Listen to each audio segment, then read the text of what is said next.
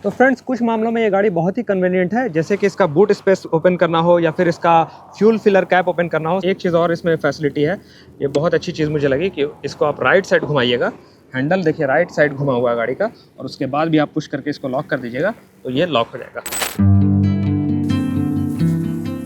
Hi friends, welcome to Falcon Wings. Friends आज मैं 110 CC segment में आपके लिए एक ऐसा स्कूटर लेकर के आया हूँ जो लर्नर और प्रो दोनों के लिए सूटेबल है।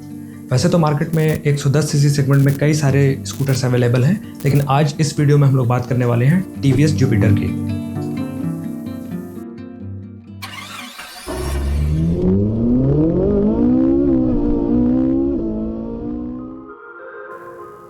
तो फ्रंट सबसे पहले इसके फ्रंट प्रोफाइल से हम लोग शुरुआत करते हैं। तो फ्रंट में अगर आप देखें तो यहाँ पे आपको एक हेडलैम्प मिल जाता है जो कि पूरा एलईडी सेटअप में है। यहाँ पे एलिटेक की बैजिंग भी आपको मिल जाएगी। इसमें आपका ये दो जो यहाँ पे लाइट दी हुई है ये लो बीम है। मैं आपको जला करके इसे दिखा देता हूँ। जैसा कि आप देख पा रहे हैं ये दो में आपको एलईडी जो दी हुई है वो आपका लो बीम के लिए है, और यहाँ से मैं आपको हाई बीम दिखा देता हूँ। ये देखिए ये हाई बीम है, और इसी लाइट में आपको फ्लैश लाइट भी मिल जाती है। इससे मैं फ्लैश लाइट इसकी जला सकता हूँ। यहाँ पे इसका स्विच दिया हुआ है।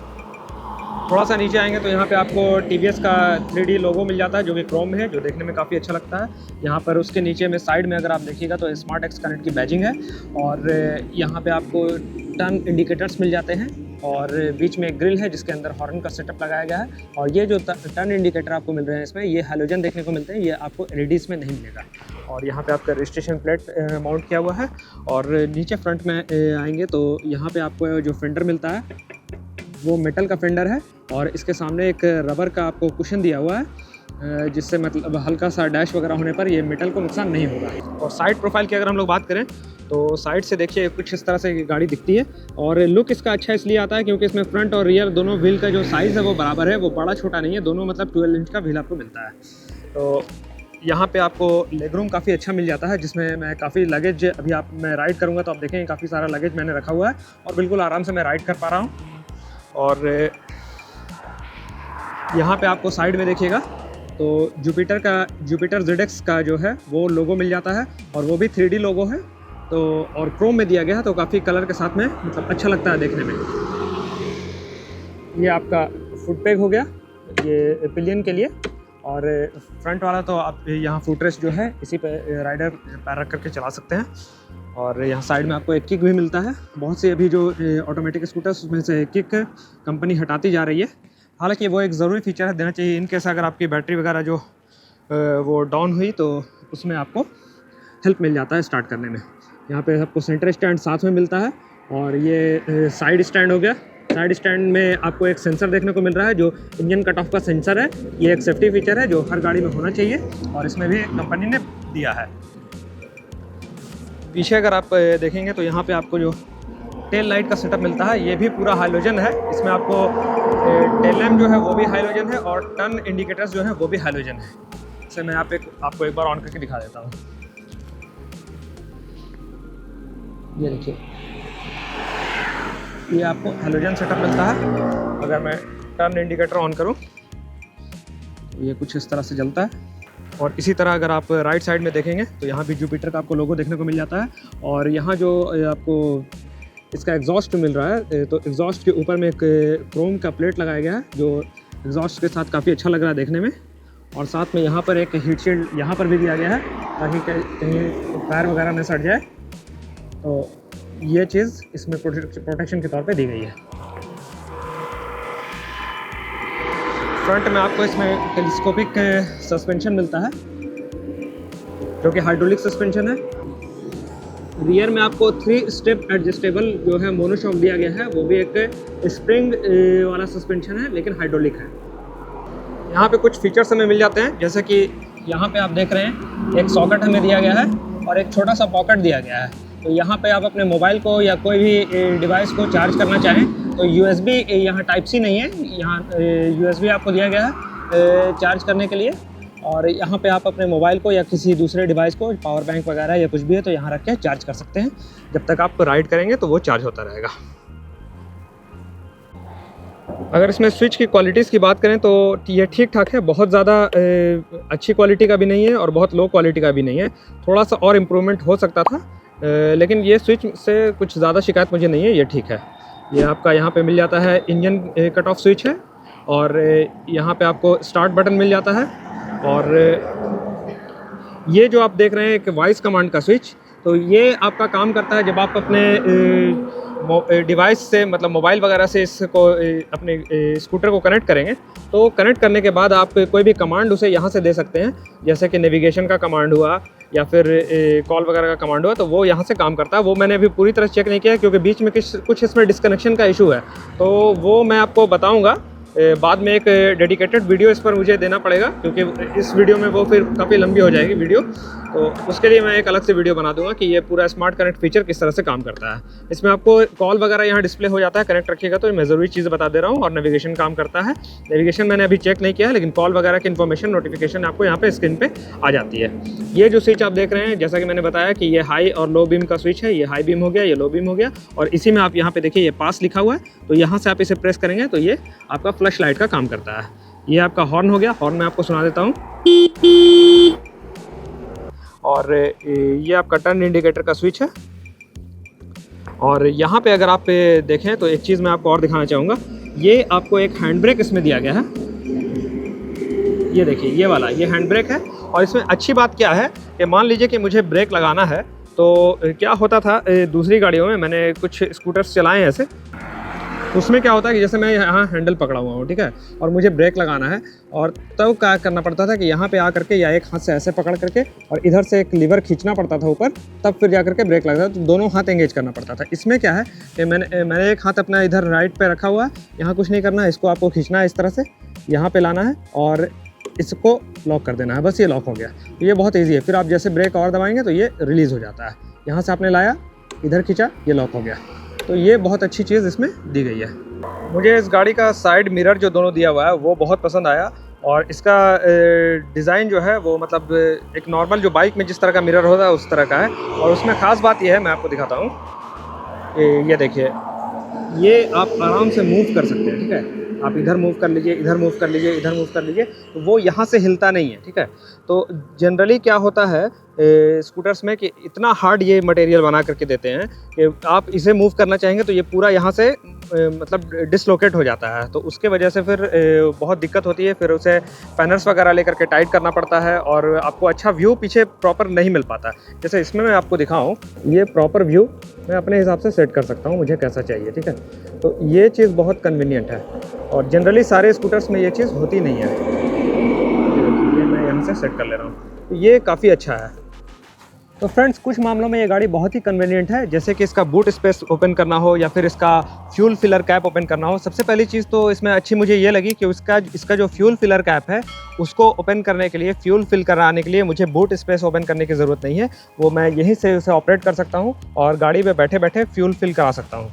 दूसरी बात यह है कि बूट स्पेस को ओपन करने के लिए भी कहीं पर इस तरफ में कहीं पर ला करके की लगाने की ज़रूरत नहीं है, वो सारा कुछ वहीं से हो जाता है। मैं आपको एक बार की का जो है वो फंक्शन समझा देता हूँ। ये देखिए, जैसे मैंने की इस पर लगा दिया। अब इसको अगर मैं एक बार ऑन करूँगा तो यहाँ से इग्निशन ऑन हो जाता है, और मतलब गाड़ी ऑन हो जाती है पूरी तरह से। उसके बाद अगर आप इसे ऑफ़ कर दें, एक बार मैंने ऑफ़ कर दिया, और उसके बाद एक बार आप लेफ़्ट घुमाएंगे बिना पुश किए, ये देखिए यहाँ से ये होगा आपका बूट ओपन।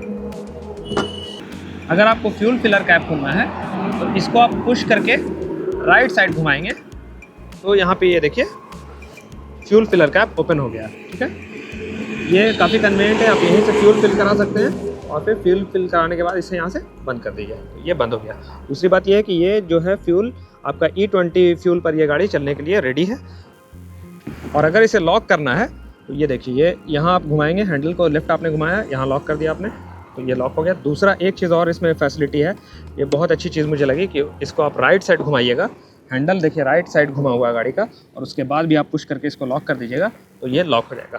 जनरली सभी गाड़ी में जो स्कूटर्स होते हैं खास करके उसमें हैंडल जो है वो राइट साइड घूम करके लॉक नहीं होता। अब इसमें फ़ायदा क्या है कि कभी कभी ऐसे स्पेस पे हम गाड़ी खड़ा करते हैं, ट्रैफिक रहता है या फिर मतलब जो पार्किंग एरिया जो हमारा काफ़ी कंजेस्टेड होता है, तो उसमें क्या होता है कि कभी मजबूरी में हमें राइट साइड हैंडल घुमा करके ही गाड़ी पार्क करनी पड़ती है। तो उस समय में बहुत से स्कूटर्स में क्या होता है कि हम लॉक नहीं कर पाते हैं, तो इसकी वजह से मुझे फिर कई बार दूसरा पार्किंग एरिया ढूंढना पड़ता था कि यहाँ नहीं, गाड़ी दूसरी जगह लगाऊंगा। पर इस गाड़ी में ये चीज़ नहीं है, आप राइट साइड और लेफ़्ट साइड दोनों साइड हैंडल को लॉक कर सकते हैं। इस गाड़ी के अगर बूट स्पेस की बात करें हम लोग, तो इसमें हमें 21 लीटर का जो है वो बूट स्पेस मिल जाता है। और इसमें आप फुल फेस जो हेलमेट होता है वो तो नहीं रख पाएंगे, क्योंकि इसमें क्या क्या है कंपनी ने कि इसका जो डेप्थ है वो कंपनी ने कम कर दिया है अभी। और मैं आपको दिखा देता हूँ यहाँ से जो डेप्थ है इसका, तो BS6 वाला जो इंजन आया है जब से, तो ये थोड़ा सा यहाँ पे हम्प आ गया है और जिसकी वजह से थोड़ा सा स्पेस कम हुआ है। और यहाँ एक सीट में भी इन लोगों ने जो है वो डेप्थ कम किया है, तो जिसके वजह से आप यहाँ पे ओपन फेस हेलमेट ही रख पाएंगे। फुल फेस हेलमेट यहाँ पर रखना थोड़ा सा मुश्किल होगा। इस गाड़ी पे जो मेन स्टैंड दिया गया है वो भी बहुत कन्वीनियंट है, मैं आपको दिखाना चाहूँगा। ये देखिए, इसको हल्का सा लगाना है, यहाँ पे लाइए और हल्का सा आप इसको पुश करेंगे तो ये गाड़ी आराम से, बिल्कुल आराम से, मतलब ताकत इसमें नहीं लगाना पड़ता है। इस तरह का इसका डिज़ाइन बनाया हो कि बिल्कुल आराम से ये गाड़ी सेंटर स्टैंड पे आ जाती है।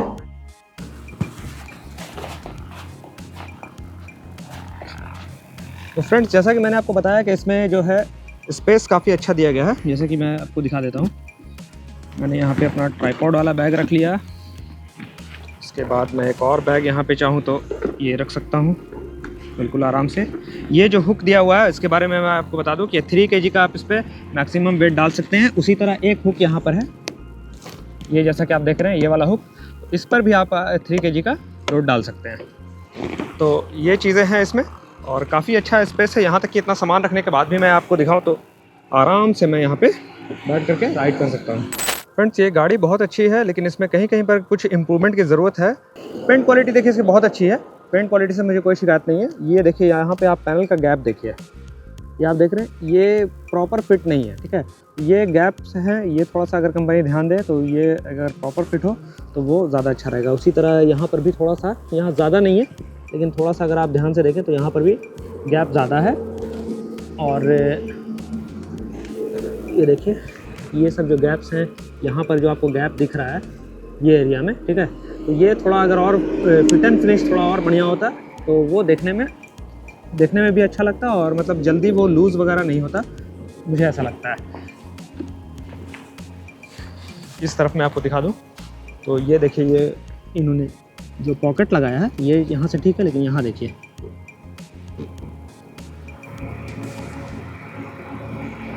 तो ये हिलता है, ठीक है, तो ये यहाँ पर नहीं होना चाहिए था।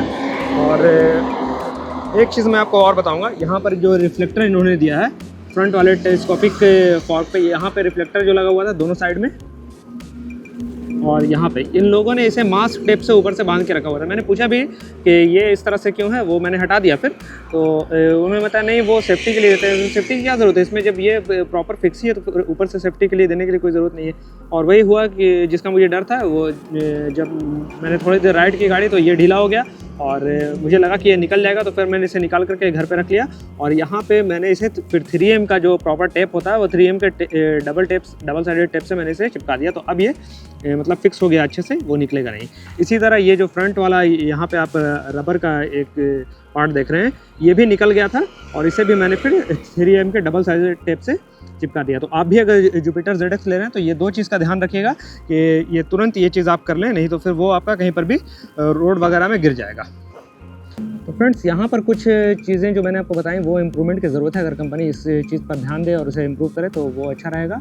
और बाकी गाड़ी ठीक ठाक है, तो इसे मतलब कोई बहुत ज़्यादा मुझे इससे शिकायत नहीं है, लेकिन जो छोटी छोटी चीज़ें हैं उसे कंपनी को ध्यान देना चाहिए। फ्रेंड्स, TVS जुपिटर के इंजन परफॉर्मेंस और हैंडलिंग की बात हम लोग टेस्ट राइड वाले वीडियो में करेंगे। और चूँकि ये वीडियो काफ़ी लंबी हो गई है, इसलिए मैं आपसे इजाज़त चाहूँगा। और नेक्स्ट जो वीडियो इसकी आएगी टेस्ट राइड वाली, उसे देखने के लिए आप मेरे चैनल को सब्सक्राइब करके बेल नोटिफिकेशन को प्रेस कर लीजिए, ताकि जैसे ही इसके टेस्ट राइड वाली वीडियो डालें तो उसकी नोटिफिकेशन आपको मिल जाए। तब तक के लिए अपना ख्याल रखिए और सड़क सुरक्षा नियमों का पालन कीजिए। Thank you.